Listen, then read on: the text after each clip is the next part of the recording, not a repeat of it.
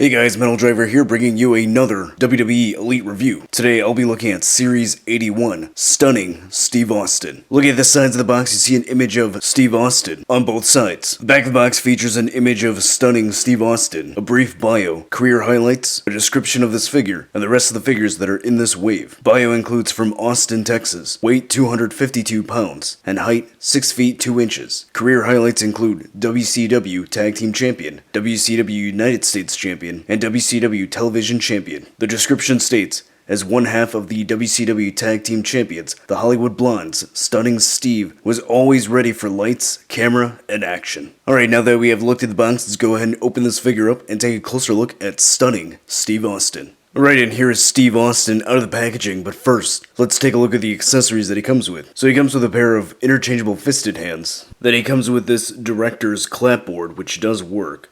So this is a nice little accessory for the Hollywood Blondes. Then the best piece of accessory that it comes with, in my opinion at least, is the WCW Tag Team Championship belt. So this is well done, it looks really good, nicely detailed, good paint. It's even got this gold at the end of the straps. So this is really nice. So I only picked up one, so in hindsight, I should have picked up two of the Steve Austin, so I could have had two of these WCW Tag Team belts. I do believe this is the first time we are getting this in the Mattel line. I don't remember this being released before. If I'm wrong, go ahead and correct me in the comments. Then the final piece of accessory that he comes with is his entrance vest. So it's got a signature here, 3 stars. Then on the back, it's got Hollywood Blondes, a star that says Stunning Steve. So we've seen vests like this before, so nothing special, but it is nice that we have it. Alright, then taking a look at the head sculpt. So it's sculpted really well. It captures Steve Austin's smile from his tag team days. So this looks really good. Paint came out really well. The teeth look good. The beard looks good for the most part. There is a little bit of extra paint here. The eyes look really good. The eyebrows look good as well. The hair is sculpted nicely.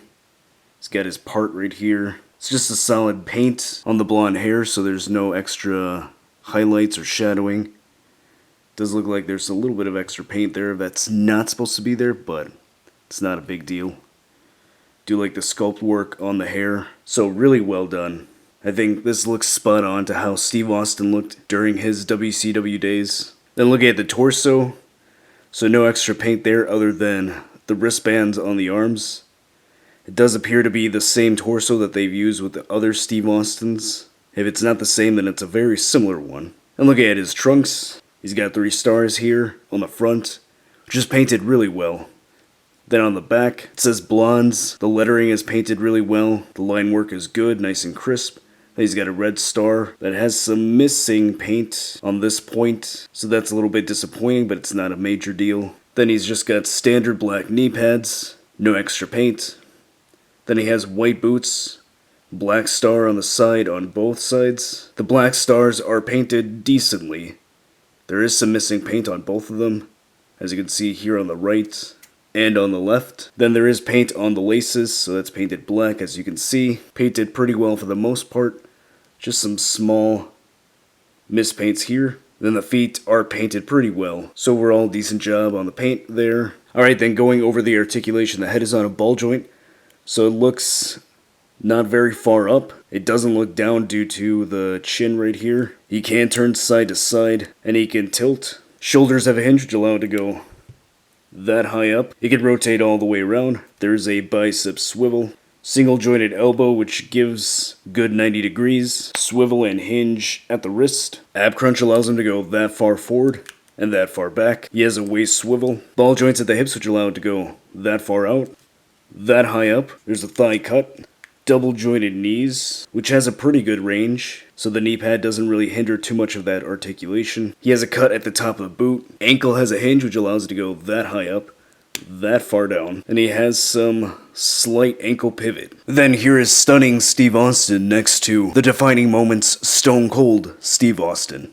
Alright, so what are my thoughts on the Series 81 Stunning Steve Austin figure? I think this is a really good figure. I think this is definitely a figure you'd want in your collection if you are a big Steve Austin fan, or if you're a fan of WCW. And this would especially go great with your Hollywood Blondes Brian Pillman figure that was released a few years ago. Now, unfortunately for me, I missed out on that. I remember seeing them in stores and I just passed up on it, which I now feel stupid for doing that because now I could have my Hollywood Blondes tag team. So if you weren't a fool like me and you have Brian Pillman, then I think this is a great addition, so that way you can complete your Mattel version of the Hollywood Blondes. So I definitely think this is a solid figure, one that you should definitely add to your collection. So if you like this review, go ahead and hit that like button. If you're new to the channel, subscribe so you can see more WWE Elite reviews. Follow me on social media so you can keep up to date with all my wrestling figure photography. And I'll see you next time.